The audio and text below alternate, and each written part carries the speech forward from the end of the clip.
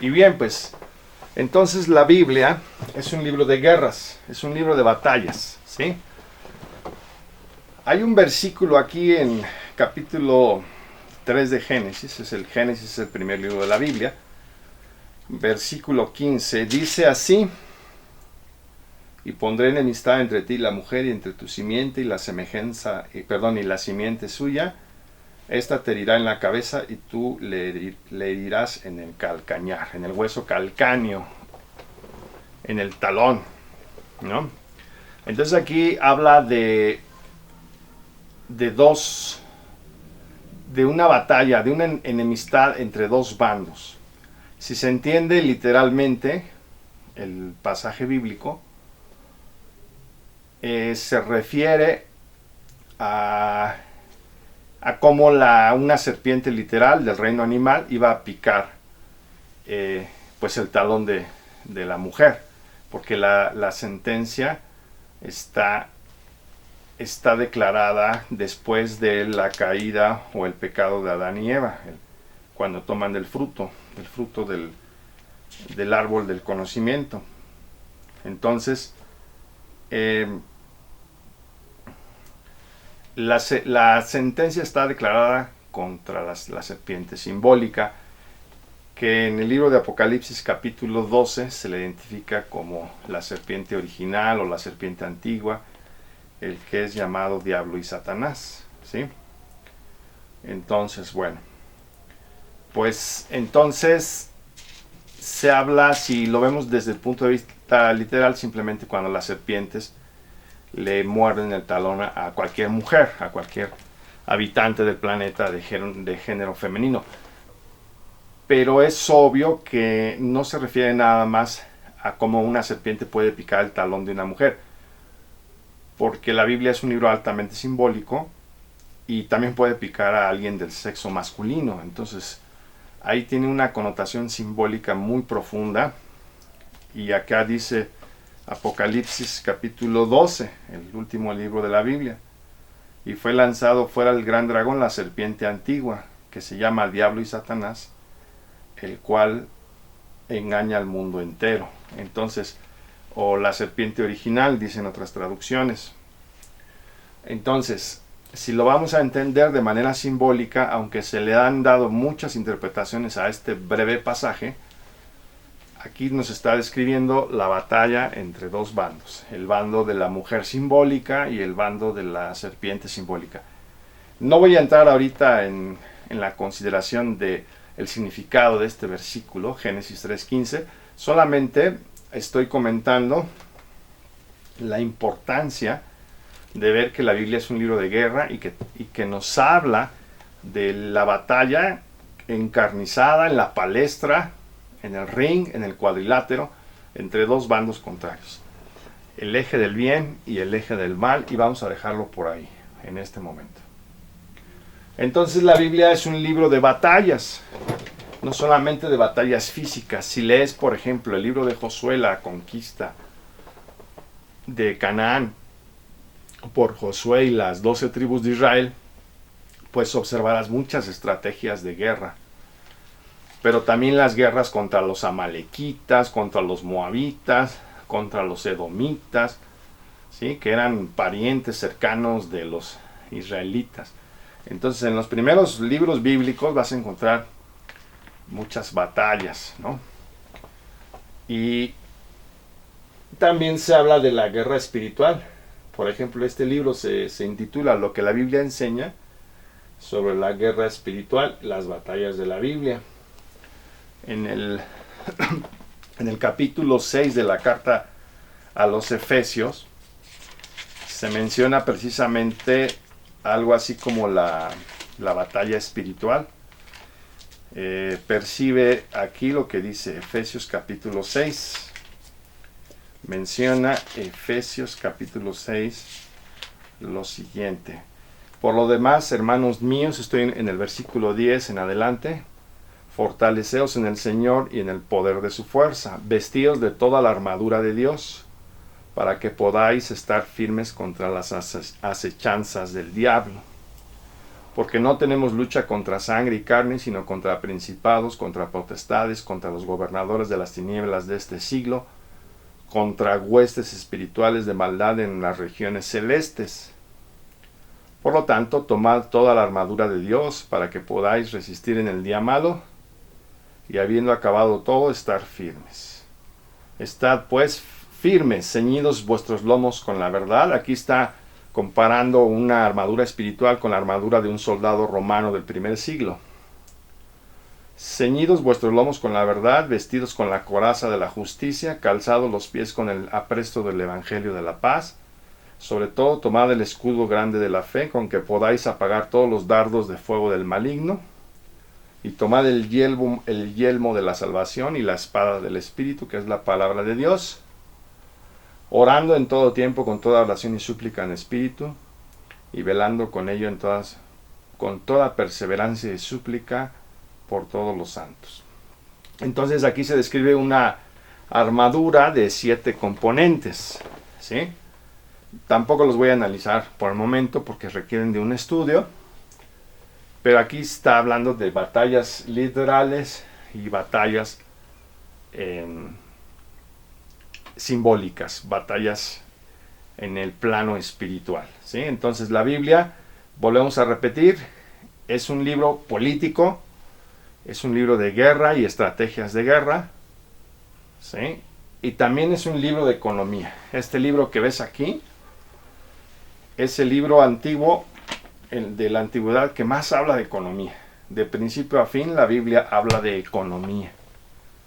La palabra economía procede del vocablo griego oikos, que significa casa, y nomos, ley.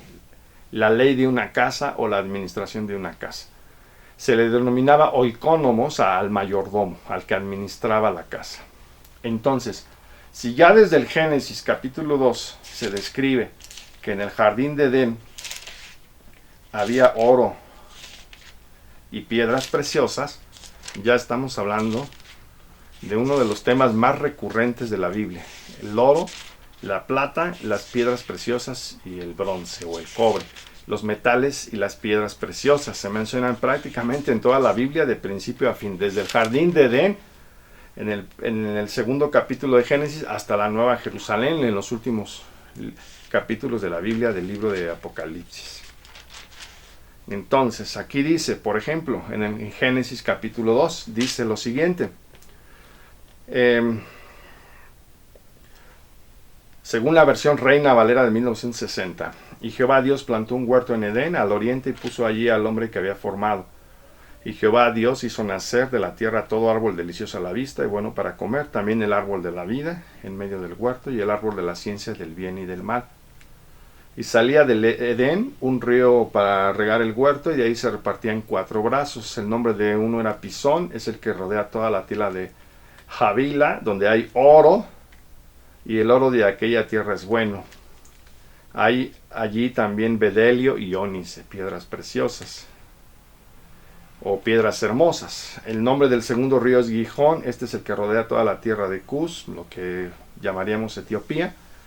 Y el nombre del tercer río es Hidekel, este es el que va al oriente de Asiria, y el cuarto río es el Éufrates. Entonces aquí se habla ya del oro y de las piedras preciosas. Y veamos cómo acá en el Apocalipsis, cuando se describe a la Nueva Jerusalén, al final, en los últimos capítulos ya de la Biblia, menciona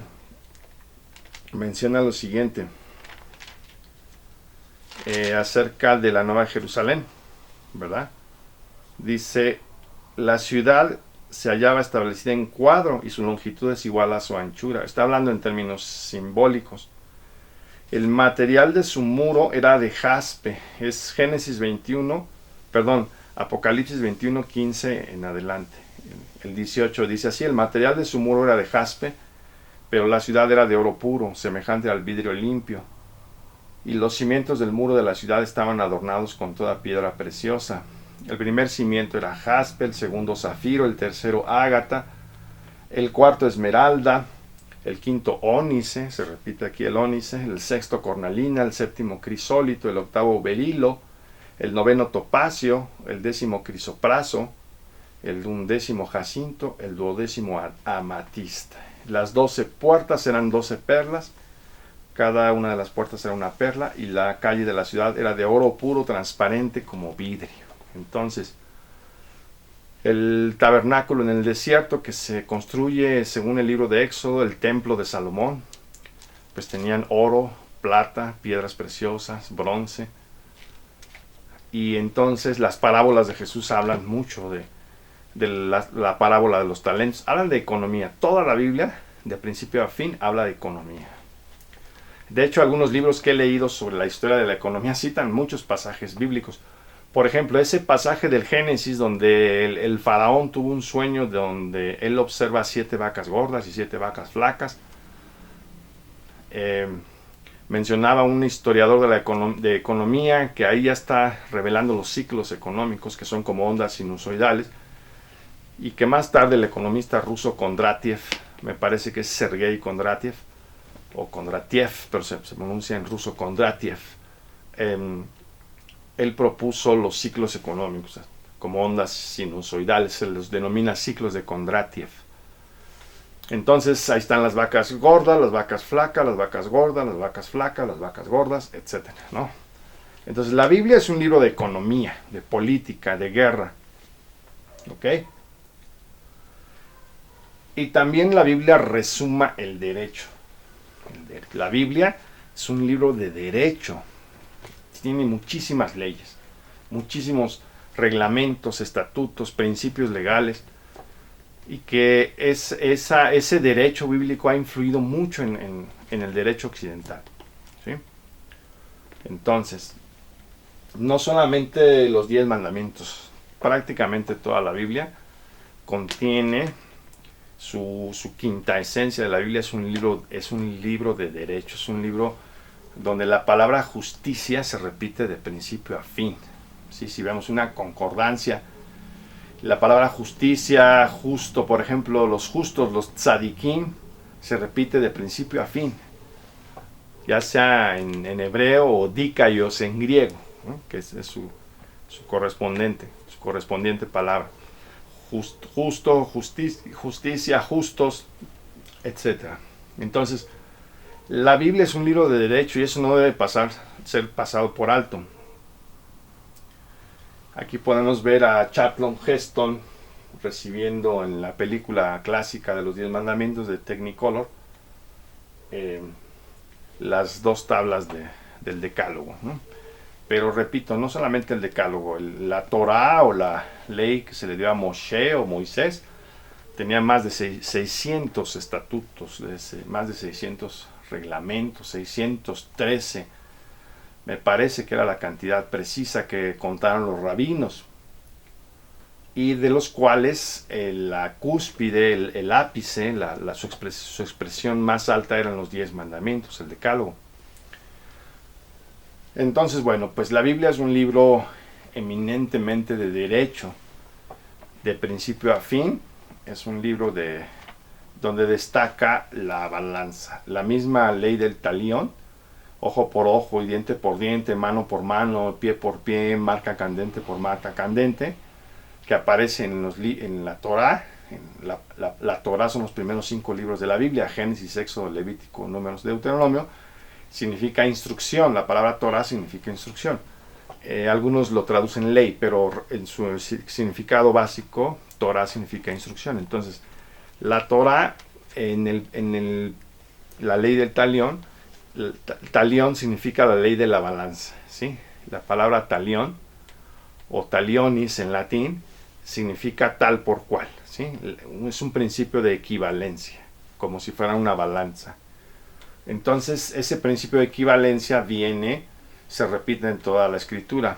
Incluso, por ejemplo, la misma escritura, las cartas apostólicas, el mismo Jesús dicen que el sacrificio de Jesús en la cruz iba a ser un antiliteron, es decir, un rescate en correspondencia por, en este caso, el delito de Adán, prácticamente. Entonces, lo que cometió Adán, según las escrituras, lo viene a pagar Jesús, ojo por ojo y diente por diente.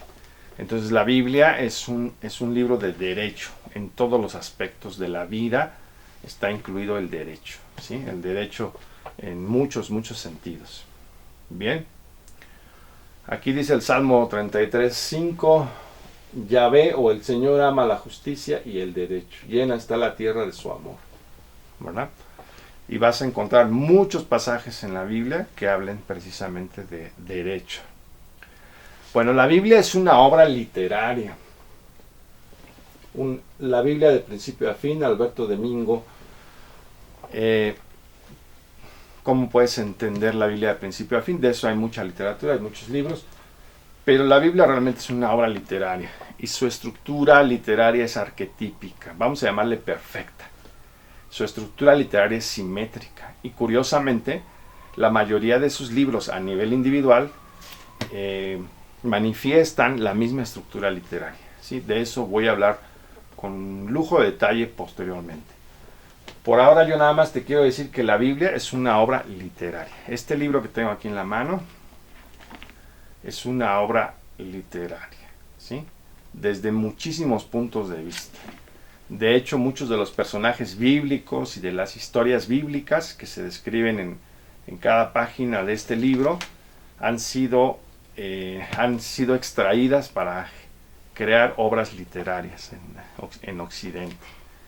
Entonces, pero no solamente eso, la estructura literaria de la Biblia en conjunto es, como ya mencioné, arquetípica. Es un arquetipo porque es un arco. Se le denomina a este arco, se le llama trama en términos de teoría literaria. Trama es un arco literario, ¿sí? Simétrico, arquetípico. Arquetípico es como un modelo prístino, es decir, como un modelo perfecto. El filósofo francés Paul Ricoeur, en sus 3 tomos que se intitulan Tiempo y Narración, explica más o menos lo que significa el tiempo en la literatura y lo que es una estructura literaria arquetípica. Y él cita a la Biblia como un ejemplo de estructura literaria arquetípica. Lo mismo sucede con el crítico literario canadiense Northrop Frye, que explica que la Biblia tiene una estructura literaria en forma de arquetipo, es decir, un arco pero invertido como una forma de U. Ricoeur lo describe como un puente y Northrop Frye lo describe como una U. Ahorita no voy a explicar esa U, pero básicamente te voy a decir que la estructura literaria de la Biblia comienza con la creación y termina explicando la nueva creación. Comienza describiendo un paraíso perdido, culmina explicando un paraíso restaurado, habla de Adán y Eva, y después las bodas del último Adán y su Eva simbólica, que es la congregación cristiana en Apocalipsis, las bodas del Cordero con su esposa simbólica. Y bueno, es un conjunto de simetrías, las 12 tribus de Israel, los 12 apóstoles y así sucesivamente. Entonces, la Biblia tiene una estructura literaria arquetípica y de eso vamos a hablar posteriormente. Entonces la Biblia es mucho más que un libro religioso, es un libro de política, de economía, de guerra, de batallas, es un libro, como ya mencioné aquí, de derecho, ¿sí? Y es un libro también, una obra literaria. Bueno, esto que yo te estoy platicando, generalmente no te lo van a decir en las universidades, ni en los templos mormones, en los salones del reino de los testigos de Jehová, en las iglesias adventistas, en la iglesia ortodoxa, en la iglesia católica, en los templos o iglesias evangélicas, etc. Eso no te lo van a decir. Pero realmente la Biblia es todo esto. ¿Ok? Bien. Además de eso, la Biblia es un libro pedagógico. La pedagogía de la Torá, de la instrucción, la pedagogía de Jesús ha inspirado a muchos grandes pedagogos, ¿sí? En la historia occidental. Este libro se llama La Pedagogía de Jesús, un análisis crítico narrativo de la pedagogía de Jesús en el Evangelio de Marcos. Entonces, toda la escritura es un libro eminentemente pedagógico. Resuma pedagogía. ¿Qué es resumar? Bueno, cuando tienes un limón, una naranja, y lo aprietas, le ejerces una presión con los dedos, arroja su zumo. Zumo son como gotitas de jugo, del jugo que tiene en su interior. A esas gotitas se les llama zumo, con Z. Cuando se dice que algo resuma es porque avienta el zumo o ese jugo, ¿no? Esas gotitas de jugo. Entonces la Biblia, si en sentido metafórico la aprietas como si fuera un limón, va a resumar, va a aumentar su zumo, va a arrojarlo, y ese zumo resuma pedagogía. La Biblia es un libro eminentemente pedagógico. La palabra pedagogía viene de dos vocablos griegos, paidos, que significa muchacho, y agogeo, que significa la guía o la crianza del muchacho. Entonces, se refería a un paidagogos, que era el que conducía al muchacho hacia su educación. Por ejemplo, Aristóteles, el filósofo griego, Aristóteles de Estágira, fue el paidagogos, el ayo o el tutor o el educador de Alejandro Magno cuando este era jovencito. Entonces, la Biblia es un libro pedagógico, eminentemente pedagógico. Y como es también un libro pedagógico, también es un libro lúdico. ¿Por qué menciono que es un libro lúdico? Porque es como un juego que vas armando. La Biblia es como un rompecabezas, pero es un rompecabezas realmente delicioso que lo vas a ir armando gradualmente, pero lo tienes que leer muchas veces completo para ir armando las piezas del rompecabezas. Pero es lúdico. La palabra lúdico viene del latín ludus, que significa juego, un juego de niños, ¿sí? Como cuando juegas la lotería mexicana, o el juego de oca, o el juego de turista que se jugaba en México hace algunos años, o cuando simplemente armas un rompecabezas con las manos, o un cubo de Rubik. Eso es un juguete, eso es un entretenimiento lúdico, ¿sí? Una ludoteca es donde juegan los niños. Entonces, la Biblia te da pistas por aquí, por allá y por todas partes para que vayas armando el rompecabezas. Es como un crucigrama, es como un acertijo que lo vas entendiendo poco a poco hasta que lo descifras, si es que lo descifras, porque te puede llevar toda una vida y no lo descifras, ¿sí? Isaac Newton, el considerado el más importante científico de todos los tiempos, estudió la Biblia por más de 50 años tratando de armar rompecabezas y no pudo armarlo, no pudo decodificarla, aunque él estaba obsesionado con decodificarla. Entonces, no es tan sencillo decodificarla, pero es un libro lúdico. Como ya te mencioné, es un libro, es un rompecabezas, es un puzzle, como dicen en inglés, ¿no? Y bueno, según algunos grupos evangélicos, pues la pieza central es Jesús, y de hecho te puedo decir que desde el punto de vista estructural, literario, el Mesías es prácticamente desde el punto de vista estructural su pieza central. Pero ahorita no hablemos de eso. Yo nada más te digo que la Biblia es un rompecabezas. Es un rompecabezas. Ya después voy a hablar sobre el aspecto de por qué Jesús es también una de sus piezas centrales. Bueno, ya para terminar, la Biblia está codificada. Y de esto vamos a hablar en la tercera cápsula. No te la pierdas, por favor.